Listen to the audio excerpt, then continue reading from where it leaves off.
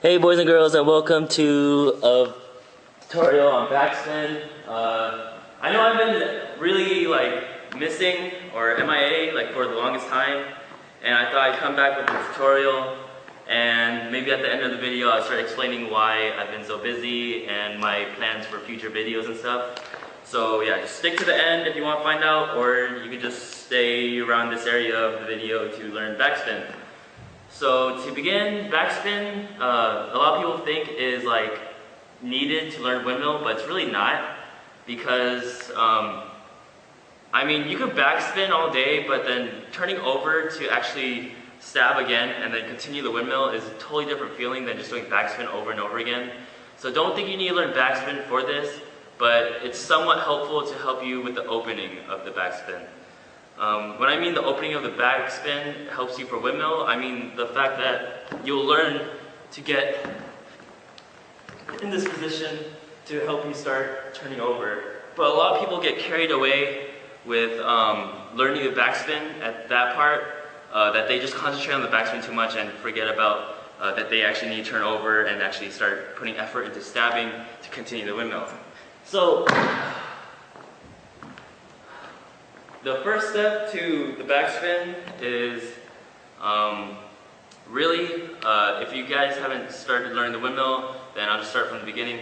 You gotta be in the stabbing position for the windmill, and which is, you know, you have your abs right here, and then that sweet spot pocket that I'm sure you guys have found by now, unless if this is the first video they're watching, then it's your abdomen, and there's a pocket on your right side of your abs or the left side of your abs, depending on which hand you stab with. So I'm right-handed, so I'm going to start spinning clockwise. If you go counterclockwise, you can be stabbing with your left hand.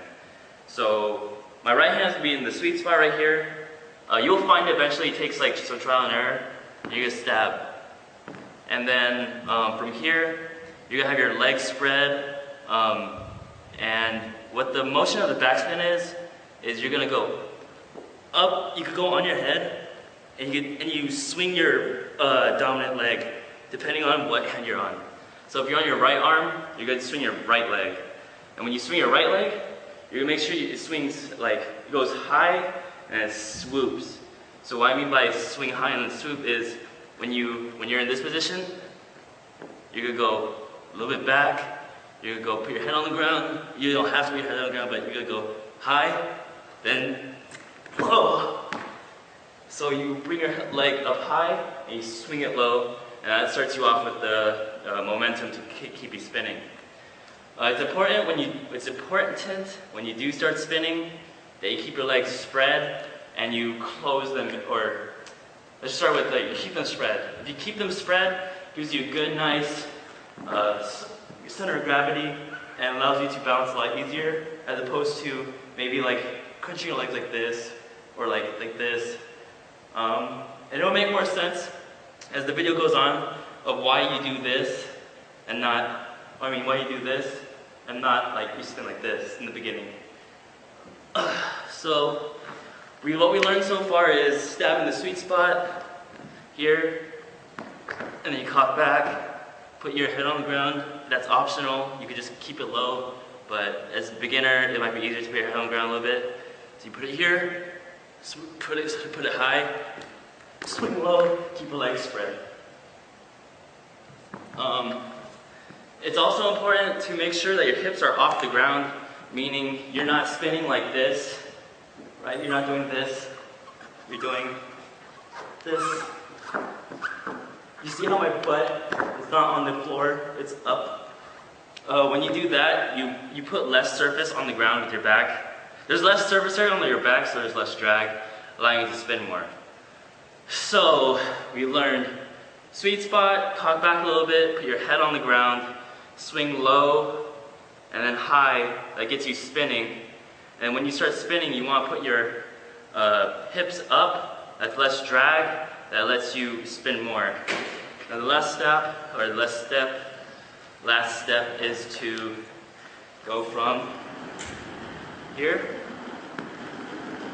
And when you get on your back, and you keep your legs spread, you're going to eventually close them in. That gives you momentum to spin more, meaning you go out, spread your legs, you close them. And then that spin, or I mean that closing of the legs, really lets you just get the momentum and really start spinning. I might not be as fast as like the big boys in Korea or whatever, but I think I'm okay. One last example, I'm gonna do everything step by step. You're gonna step in your sweet spot, cock back, then put your head on the floor, and then swing. And then close in. Whoa. And so you gotta make sure, again, it's really important to keep your hips up, because if you don't keep your hips up, then really there's a big difference on how much you're able to spin. Like, here's an example with my hips down. And then here's an example with my hips up. Whew. Like, honestly, it's been a while since I've even done this. So like, it's just so much more momentum, keeping your hips up, that sometimes I can't even handle it, but yeah.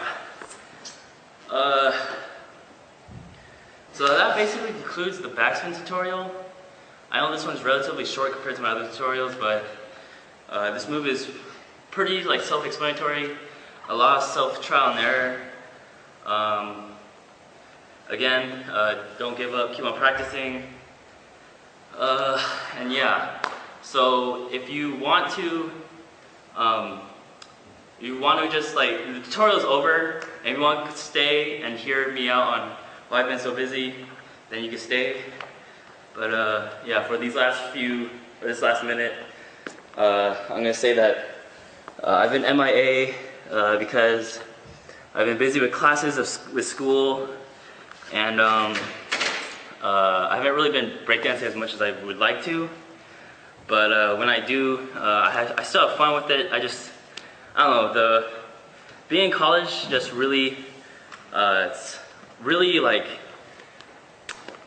it takes up a lot of your social life. And what I mean by that is like, it's a good thing, but you really like start like liking hanging out with people more than say like going to the gym to like dance or something. Like, I'd rather maybe like hang out with friends than go out to the gym and dance by myself or whatever.